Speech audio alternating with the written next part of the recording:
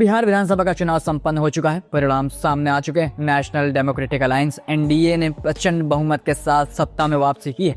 जीत का जश्न पटना के साथ ही पूरे बिहार में मनाया जा रहा है। हर तरफ एनडीए के नाम के गुलाल उड़ रहे हैं।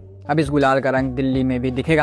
विधानसभा चुनाव में तेजस्वी यादव को मिली करारी हार का असर इतनी जल्दी जाने वाला नहीं है। एनडीए की बम्पर जीत से राज्यसभा चुनाव का गणित भी उलट पुलट हो गया है। बिहार में साल 2028 तक राज्यसभा की कुल 10 सीटों के लिए चुनाव होना है। अब इन सारी सीटों का एनडीए के खाते में जाना तय है। बिहार विधानसभा चुनाव में एनडीए की भारी जीत का असर अब आगामी राज्यसभा चुनाव में भी साफ दिखने लगा है। मौजूदा संख्या बल को देखते हुए एनडीए राज्य से होने वाली सभी 10 राज्य सीटों पर कब्जा जमा सकती है। यह पूरा फायदा नरेंद्र मोदी सरकार के शेष कार्यकाल में ऊपरी सदन में उसकी स्थिति को और मजबूत बना देगा।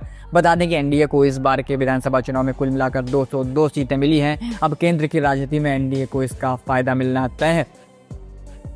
बिहार की इन 10 सीटों में से फिलहाल 3 सीटें राजद के कोटे में हैं। नए समीकरण में एनडीए इन तीनों को भी अपने खाते में जोड़ सकता है। वर्तमान में एनडीए के पास राज्यसभा में 133 सांसद हैं। बिहार से 3 अतिरिक्त सीटें उसकी ताकत को निर्णायक रूप से बढ़ाएंगी।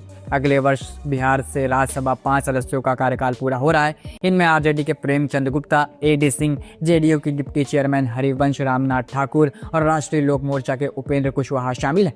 राज्यसभा चुनाव के फॉर्मूले के मुताबिक एक सीट जीतने के लिए किसी पार्टी को न्यूनतम 42 विधायकों के समर्थन की जरूरत होती है। बिहार विधानसभा में एनडीए के पास मौजूदा समय में 202 विधायक हैं, यानी पहले ही राउंड में एनडीए 4 सीटें आराम से जीत लेगा।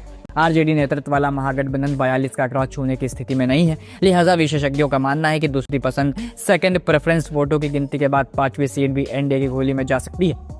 राज्यसभा चुनाव में हर मतदाता को सभी उम्मीदवारों की प्राथमिकता क्रम में नंबर देना होता है। यदि पहले प्रेफरेंस वोटों में बहुमत साफ नहीं होता तो दूसरी प्राथमिकता वाले वोट निर्णायक भूमिका निभाते हैं और यही मैकेनिज्म इस बार एनडीए के पक्ष में जा रहा है। नरेंद्र मोदी सरकार का मौजूदा कार्यकाल मई 2029 में समाप्त होगा। तब तक बिहार में एनडीए को मिलने वाले लगभग सभी राज्य सीटें केंद्र की रणनीतिक और विधायी प्राथमिकताओं को आगे बढ़ाने में महत्वपूर्ण भूमिका निभा सकती है।